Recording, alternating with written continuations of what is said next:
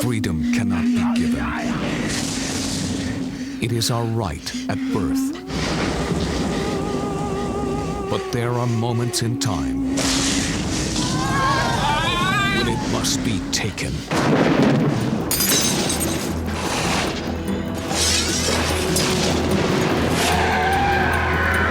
They were first detained by officers of a survey brig off the coast of Long Island. I can only assume that the charge is murder. We do hereby claim salvage on the high seas of the Spanish ship La Amistad and all her cargo. You and this young so-called lawyer have proven you know what they are. They're Africans. Congratulations. What you don't know is who they are. This could take us all one long step closer to civil war. Over this.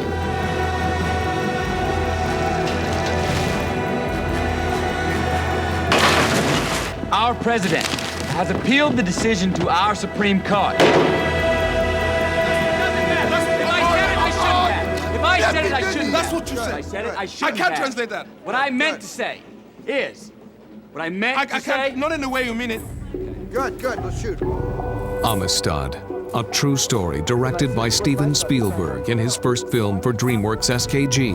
Right there, do we see the word Amistad? Good. Comes to the screen with an all-star cast.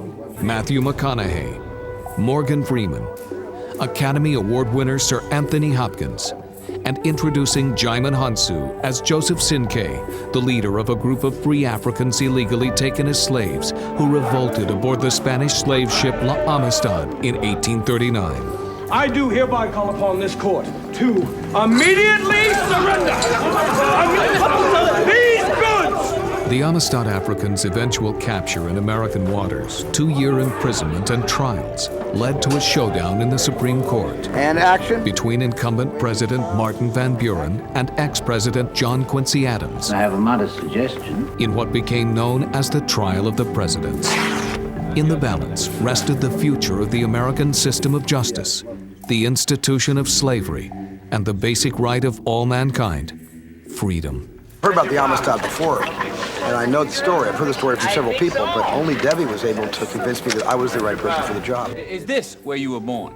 When I read it, I felt this was a story that the world needed to know, because this was a story certainly that was about my ancestors, but it is about all American ancestors. You want to be defiant here, and when he brings his sword up, if anything, you want to step into him. That's how brave you are. And the men look at him. That's very brave. He's taking his sword up. Maybe you guys step back when you see the sword.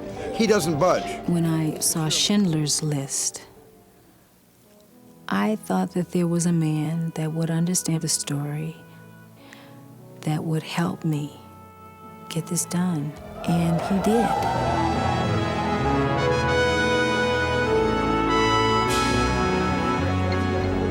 And action.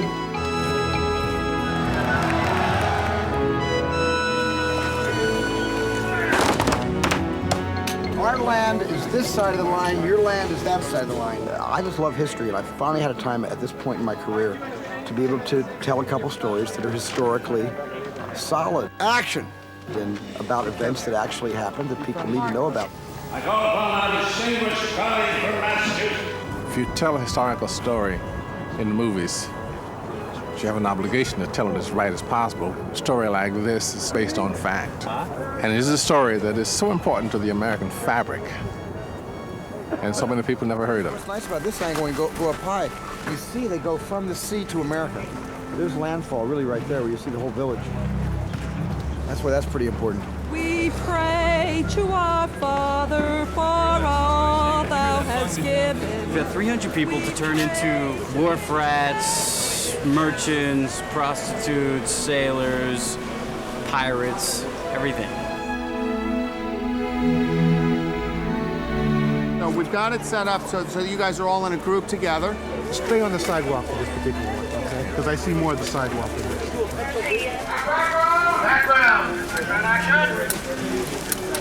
I mean, look at these beautiful sailors out here. Look at these people. I mean, this is incredible. The horses, everything. So real. It makes you feel like you're right in the time, in the period. Part of the lure of acting is wearing costumes. So when I'm in a costume drama, I feel like I'm a total actor. Let me show you this. We'll get a rehearsal.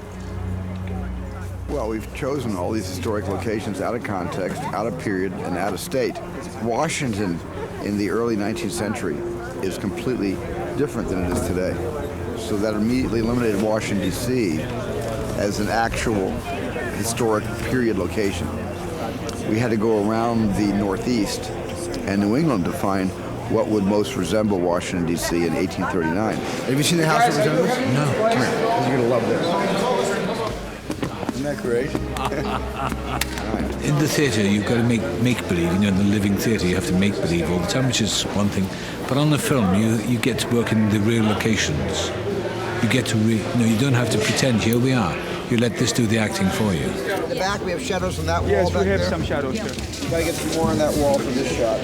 When I first began to think about doing this, the first thing I thought about was Goya, the Spanish artist, which might seem a little bit sacrilegious since some of what the Africans went through was at the hands of the Spanish and the Portuguese.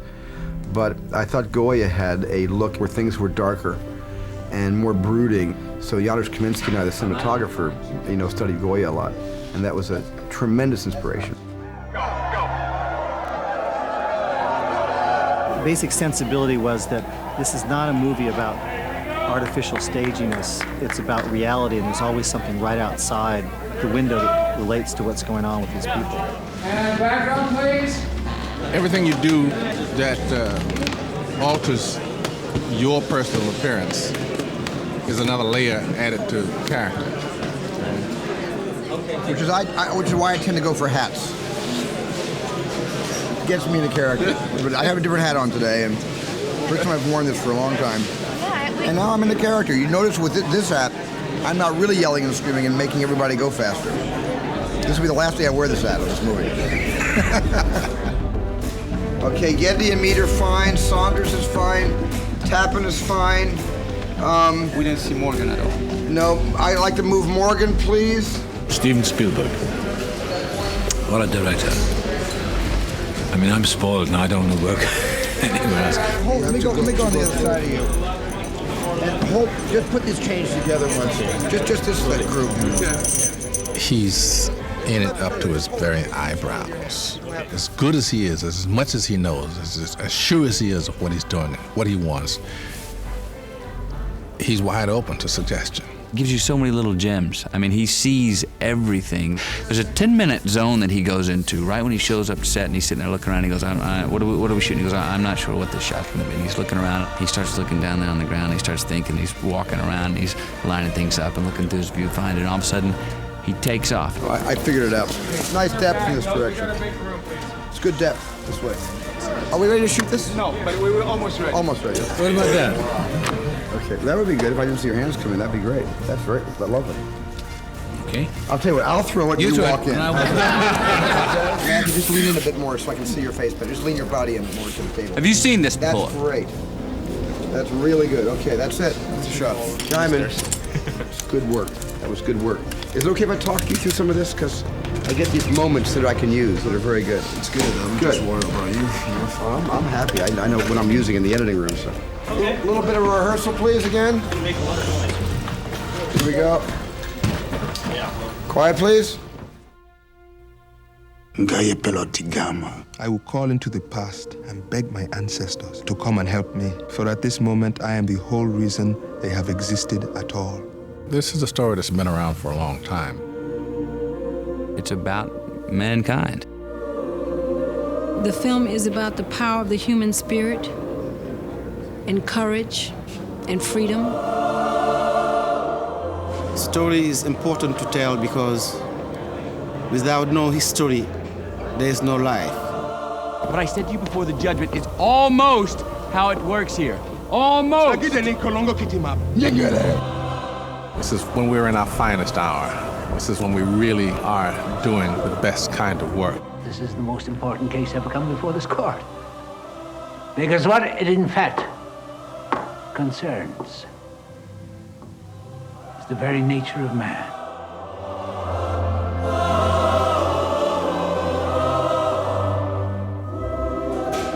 We get places, everybody. First team. Yes, sir.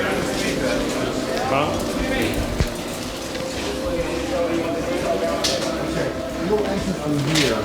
This scene runs about 2 minutes. I don't need your Yeah. And then Sergio will cue you when he thinks the timing is right to get up to the Okay, stage. good. Okay. Yes, go ahead. The only thing that's extraordinary is the white hair and the dark eyebrows.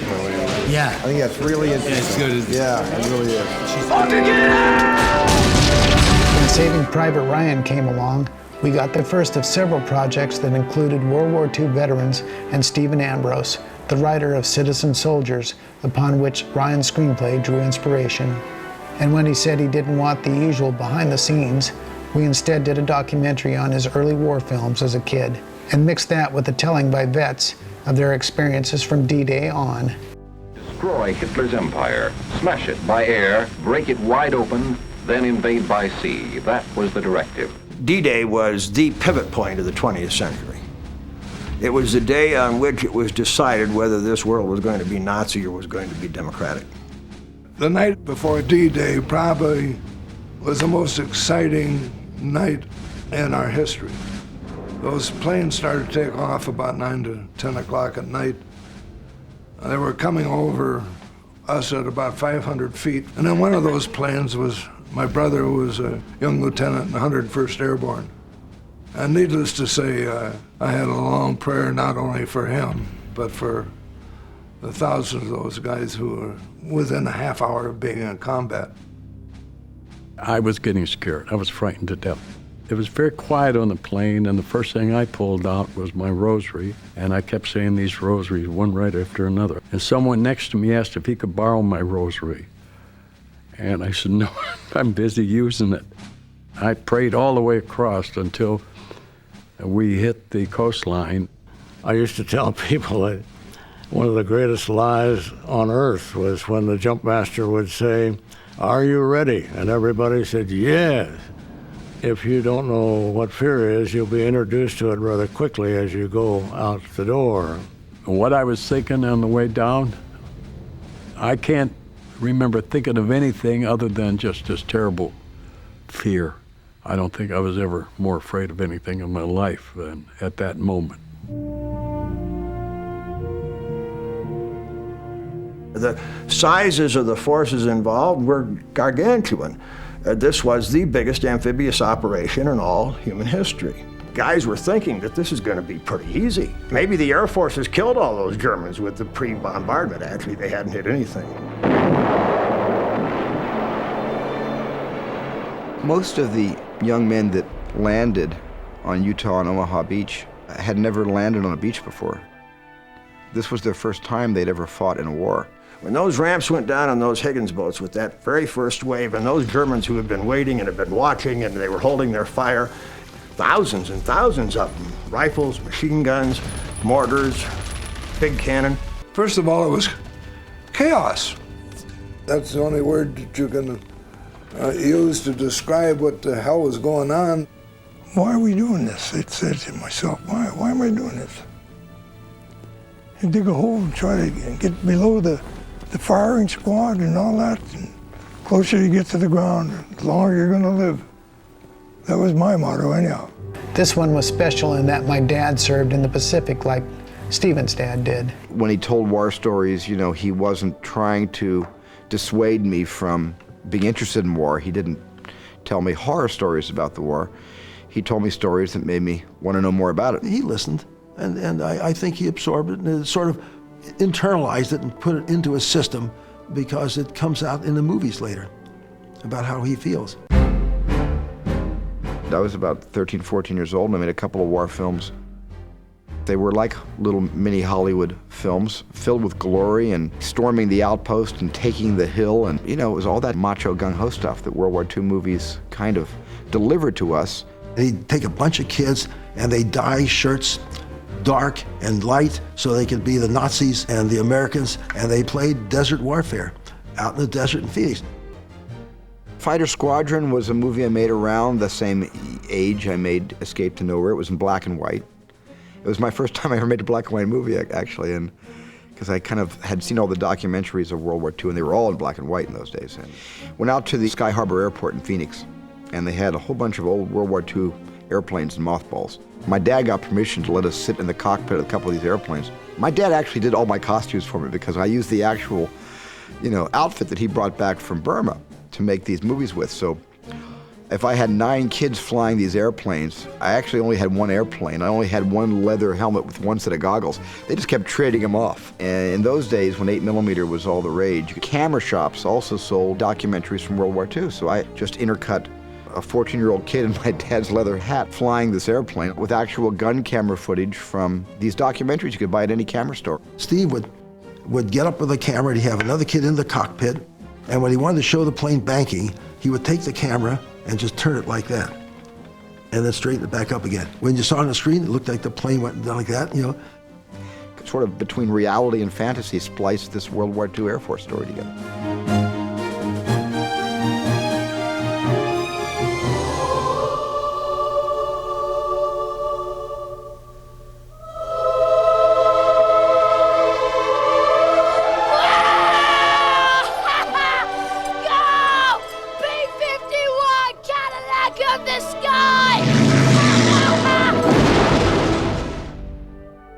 I've had windows into war in many films that I've directed, little pockets of sequences, a little bit like war, but I don't think I've ever done anything like this movie. I don't think I've ever done anything closely resembling the war that we've attempted to bring to life in Private Ryan. Want to see plenty of beef between men. We were on the landing craft, and it was literally the moment when the ramps came down. And all I saw was the ramp go down and the first 3 or 4 rows of soldiers literally get blown to bits. I realized that we were making a very, very different sort of movie than had ever been made before in regards to this thing, just in the gritty reality of the detail. Dog 1 exit! Right here! Good business! We all felt we were laboring not just to get it right, but we were also laboring in order to get it accurate, despite how gruesome and despite how painful. Spielberg makes you look at the consequences of war. He makes you look at these young kids. The terror, the confusion, the chaos, the noise, the heartbreak of these young lives being stamped out. You never knew if you were going to be around for the next morning or the next day. It's just 1 minute at a time. It was just overwhelming. So many people were being killed around us. We just hoped that we wouldn't be the one that would be left behind. It was frightening for a soldier that's 18 years old. Each day I would check the list of dead coming into the cemeteries. Particularly I was watching for my brother. Bob got to about 2 miles of our lines when he came to a river, and he had a young corporal with him. Kid couldn't swim, or the German sentry up on a bridge, and Bob went up to get the sentry and was killed on a place near Wurzburg. So we had our losses in the Harrison family. 1 out of 2. Brothers like to serve together for obvious reasons. I know guys that had 1 or 2 brothers killed in Normandy. It happened. The most famously with the Sullivan brothers. 5 brothers, 1 ship. The ship went down, all 5 of them died. Policy then became, in the Navy, brothers can't serve in the same ship. And in the Army, we keep them out of the same division and try to keep them out of the same battle. But of course, the Army's battles were so big, there were a lot of brothers serving who were always taking the risk of being killed in the same day, but not in the same battle. My grandmother sent 4 sons to war. In the articles, our scrapbook, it kind of says the Nylons are going to war. So-and-so enlisted when, and it was a very kind of a pride thing among the Nylons. There were 4 Nyland boys. Edward was the oldest. He was 31. Preston was 29. Robert was 25. And Fritz was 24. You have to understand, these were young, gorgeous men on their way to a beautiful life. When they made the commitment to be soldiers, they were going to be the best damn soldiers there were. Well, they wrote beautiful letters. They worshiped their mother. And they wrote in one of the letters, no one can say the 4 Nyland boys were draft dodgers. Please, Mom, don't worry. Everything is going to turn out fine. Just watch and pray and hope. Don't worry, Mom. please, because all of your boys will come back home safely. This war will be over soon. Some night we will all be together again, and it will seem like everything was just a great big dream. Uncle Bobby was killed D-Day and Preston was killed D+1 day.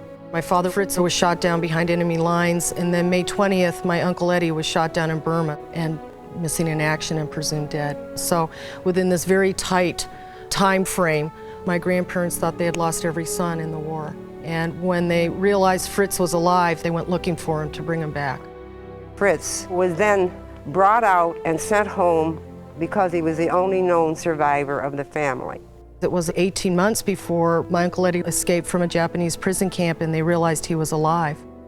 There is a legacy of honor that goes with this family, and that's why we're very proud. This movie is about the veterans. It's for the veterans of World War II. When we finished our first cut, we sent it off to Stephen, who was vacationing on Martha's Vineyard. He had his whole family there.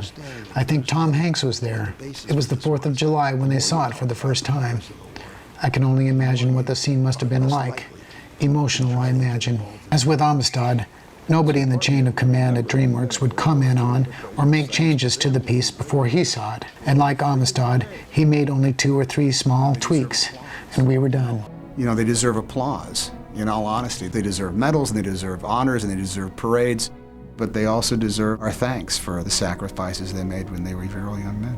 Everybody who complains about going to work at 8 o'clock in the morning somewhere should come here and look down this stretch of beach and consider what was asked of that generation to do on June the 6th, 1944.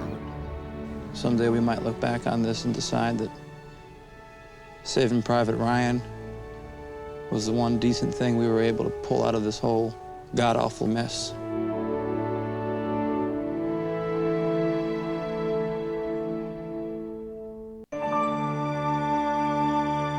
Now, an exclusive first look at the National D-Day Museum.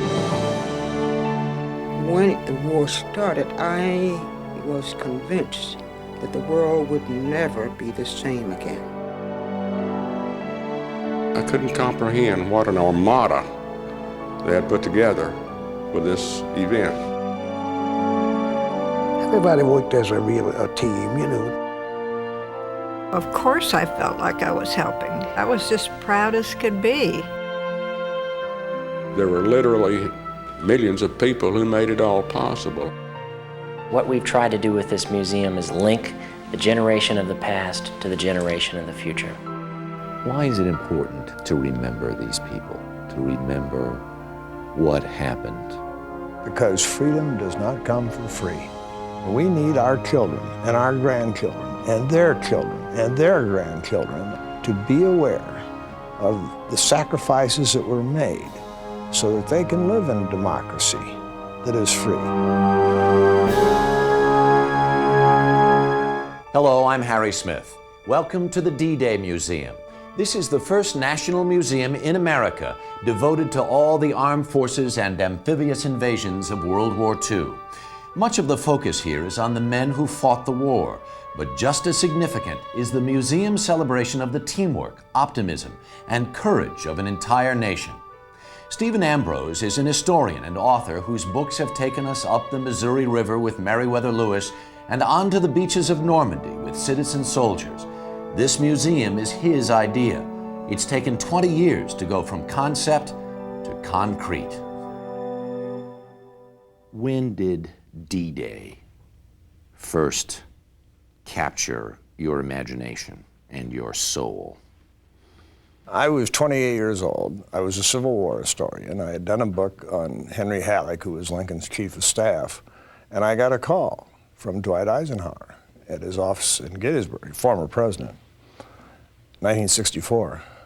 And he said, I'd like to talk to you. I want to see if you're interested in being an editor of my papers and my biographer.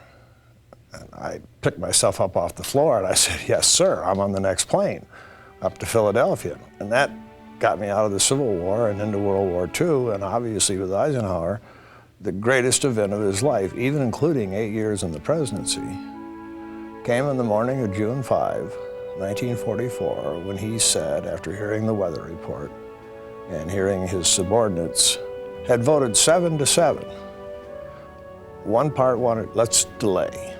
Let's sit this storm out and we can launch again in 2 weeks. And the other 7 said, let's go, let's do it. We're all ready to go. And Eisenhower said, okay, let's go. That was the great moment in his life. They fought on the battlefields of the Second World War. I've been asked this before, was I afraid? The best way I can explain it, I was beyond that point. They worked for victory on the home front. We did anything that the men did to relieve a man to go to combat. Each of them faced challenges they could not have imagined. No one really knows how much strength they have in it when it comes to that time of finding out. I had to do this for my fellow soldiers, for my country. This had to be done. These are their stories, their moments of truth. When I was on my belly and my nose was in the dirt, scraping away, that was as close to a moment of truth as I ever experienced in my life. We were at 350 feet and they were dropping depth charges all around us. I just finally accepted the fact that I'd be killed. How would you define a moment of truth for a soldier in battle? I could get killed out here. There are people shooting real bullets at me. And what he wants to know, overwhelming question, am I a coward? And the only way you can ever find out is to be in combat. The engine quit. I'm still doing 300 miles an hour. And I knew I had to get it on the ground before I get to the trees. And I said to this old timer, I said, look at those sparks, what does that mean? He says, sparks my ass, that's flak. The airplane lurched, the bomb was gone. I saw the sky light up in front of me. It was either us or them, and they were going to kill us or we were going to kill them. You're 21, 22 years of age. You think you're invincible, invulnerable. We were fearful, but we knew it had to be done, and God gave us courage to face it. You face a lot of moments of truth, particularly when bullets are flying or shells are bursting. Those are really moments of truth. I mean, you just sit there and you wonder, am I next?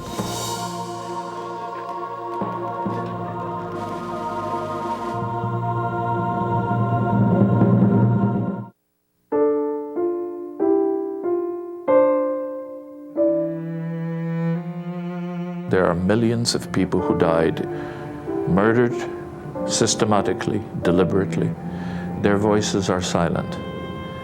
We who remember have a duty to speak on their behalf so that the tragedy is not forgotten. This is very important to everybody because it tells about the history of things that we should never do.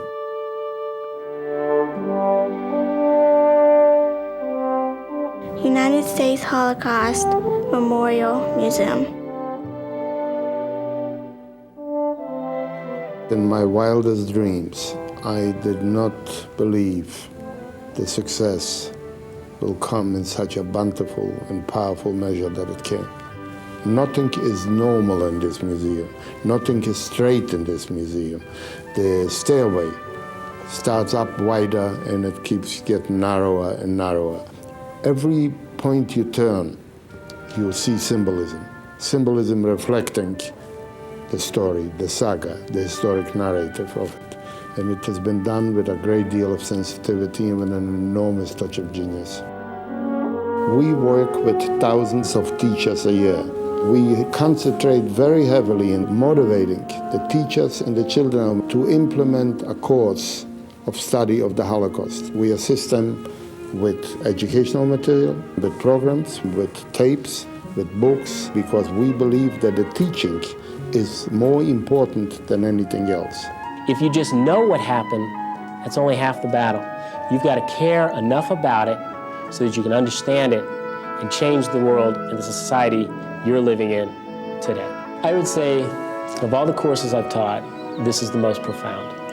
This moves students. You'd be surprised, a lot of students just wipe their eyes, they start crying, and some of them, they want to ask me questions, and they just burst out crying, they can't ask the questions. Just because of who you are, you shouldn't treat other people horribly, and you should treat everybody with respect. It seems really horrible that this should never happen again to other people. If we all learn from the mistakes of discrimination, we hopefully can prevent it. So that's the biggest thing I've learned. I always have hope for the future. You know, you have to learn from your mistakes. You have to learn from others' mistakes. You have to keep moving on. We have reached more American youngsters in this museum on the subject of the dangers of racism and anti-Semitism than any other place in the world. And this is one of our major objectives.